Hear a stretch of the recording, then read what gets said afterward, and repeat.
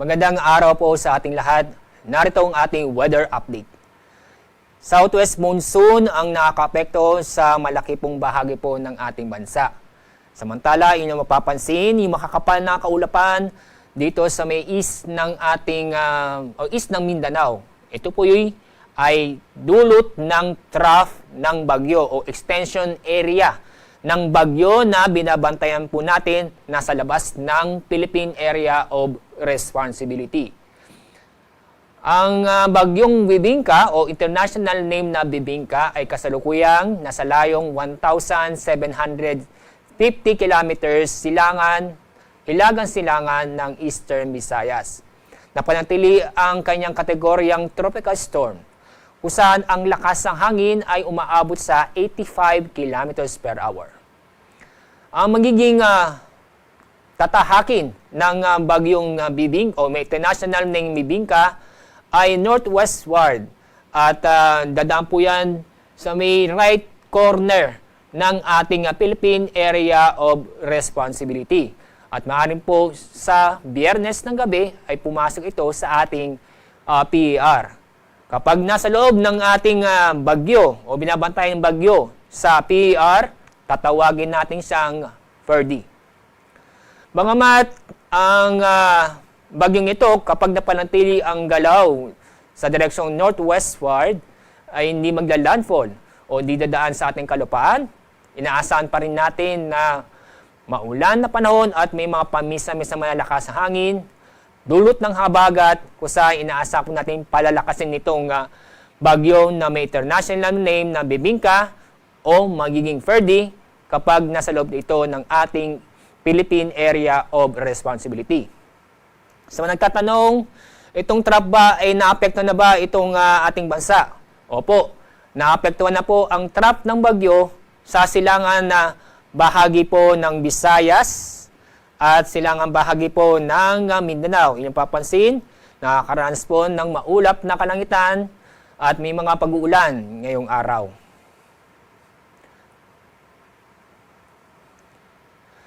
Sa ating magiging lagay na panahon bukas, inyong makikita ang buong Southern Luzon, buong Visayas at ang buong Mindanao ay magiging maulan na panahon bukas.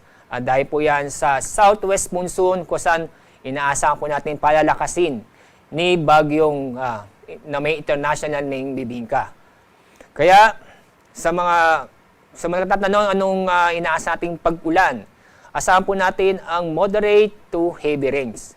Lalo na po sa kanlurang bahagi ng Southern Luzon, Visayas at Mindanao. Ang mga lugar po sa may kanlurang bahagi nito ay sa Palawan, Mindoro Provinces, Western Visayas, Negros Islands Region, ganoon din po sa may Zamboanga Peninsula, Barm at Soc-Sargen.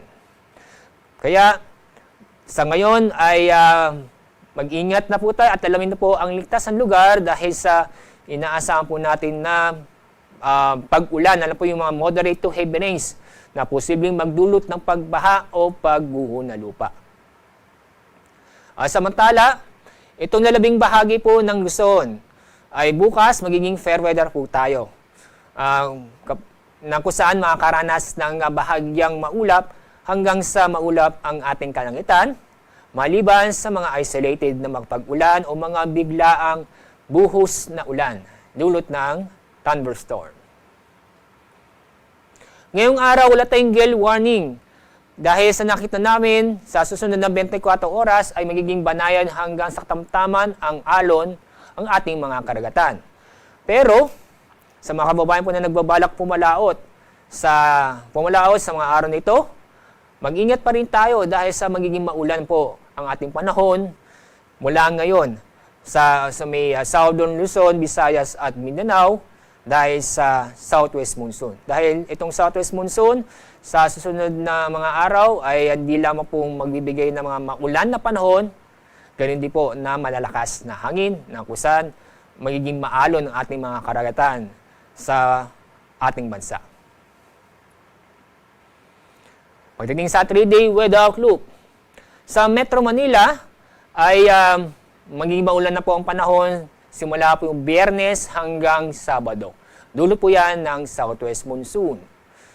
Sa mga kababayan po natin sa Legazpi City, ay hindi magandang balita, patuloy pa rin magiging maulan na panahon dahil po yan sa southwest monsoon. Sa Visayas, sa araw ng Biyernes at Sabado ay magiging maulan na panahon ang maranasan sa Metro Cebu at Tacloban City.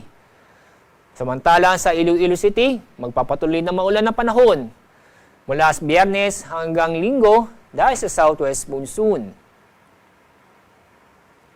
Sa mga kababayan po natin sa Cagayan de Oro City at Zamboanga City, inyo makikita mula Biyernes hanggang Sabado ay patuloy pa rin maging maulan na panahon, Samantala sa Metro Davao, sa araw ng Biyernes, ay patuloy ay magiging maulan na panahon pa rin ang maranasan sa araw nito. Kaya paalala po sa mga kababayan po natin na mag-ingat po tayo dahil sa mga pag-ulan, dala ng habagat, na kung saan ay makakaranas po tayo ng matinding pag-ulan, lalo po sa Visayas at sa Mindanao, at kasama rin po ang Southern Luzon. Kaya mag-ingat at alamin po ang ligtas na lugar dahil sa pag-uulan na posibleng magdulot ng pagbaha o pagguho ng lupa. Sa mga natatanong kung kailan lalabas ang bagyong na may international name na Bibingka, kapag dumaan ito sa ating right corner ng PER, maaaring po sa Sabado ay lumabas na po ng ating Philippine Area of Responsibility. Pero paghandaan po natin ang pag-ulan at malakas ang hangin dala ng southwest monsoon. Ang araw pong lulubog sa ganap pong 6:01 ng hapon. Bukas, ang araw sisikat sa ganap na 5:45 ng umaga.